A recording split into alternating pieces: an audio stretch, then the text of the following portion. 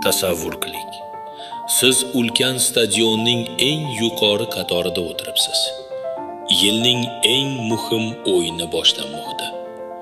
Va to'satdan osmondan 10 million dollar yog'ila boshlaydi. Lekin bu pul sizga tushmaydi. Dirijabil to'g'ridan-to'g'ri VIP lojalar, milliarderlar, siyosatchilar va korporativ gigantlar ustida aylanadi. Ular pulni yerga tushmasidanoq ilib olishadi. Ular darhol eng yaqin do'konlarga borib, hamma narsani eski, arzon narxda sotib olishadi. Uylar, aksiyalar, qimmatbaho metallar, hamma narsa. Pul nihoyat sizning qatoringizga yetib kelguncha do'konlar bo'shab bo'lgan. Do'kon egalari yangi tovar keltirish uchun endi ko'proq to'lashadi va narxlar keskin oshadi. Siz birinchi 100 dollaringizni qo'lingizga olganda, oldin 5 dollar turgan hot-dog endi 15 dollarga sotilyapti. Siz bo'ymadingiz. Aksincha, pulingiz qadrsizlandi. Bu hodisaga 18-asrda iqtisodchi Richard Cantillon nom berdi. U shuni tushundiki, pul neytral emas. Pul xuddi suv kabi oqadi. Birinchi qayerga tushsa, o'sha yerda qiymati yuqori bo'ladi.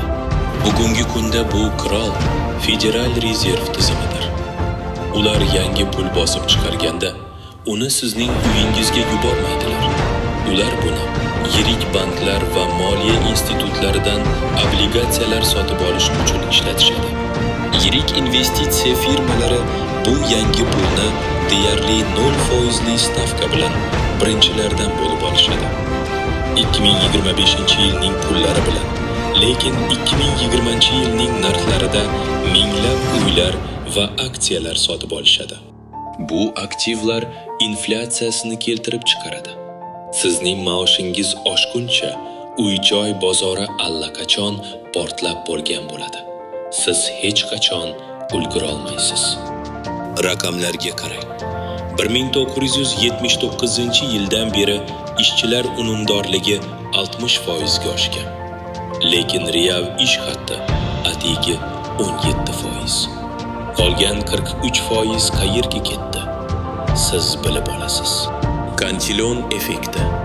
Bu kambag'al va o'rta tabaqaga solingan yashirin soliqdir. Ko'rinmaydi. Hech kim uni rasman to'lamaydi, lekin har kuni, har xaridda siz uni to'layapsiz. Lekin siz mag'lub bo'lishingiz shart emas. Birinchi qoida: faqat naqd pul jamg'armang. Pul qadrsizlanayotgan tizimda naqd pul saqlash bu sekin yutqazish demakdir.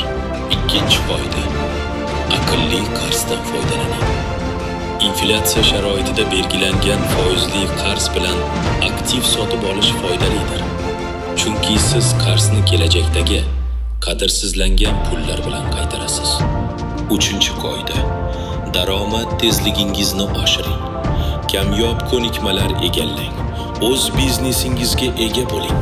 Shunda narxlar oshganda, siz ham xizmatlaringiz narxini tezda moslashtirasiz.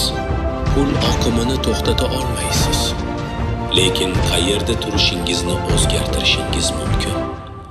Tizimni tushungan odam tizimdan foydalanadi. Endi siz tushundingiz. Kanalga obuna bo'ling. Keyingi dars yanada muhim.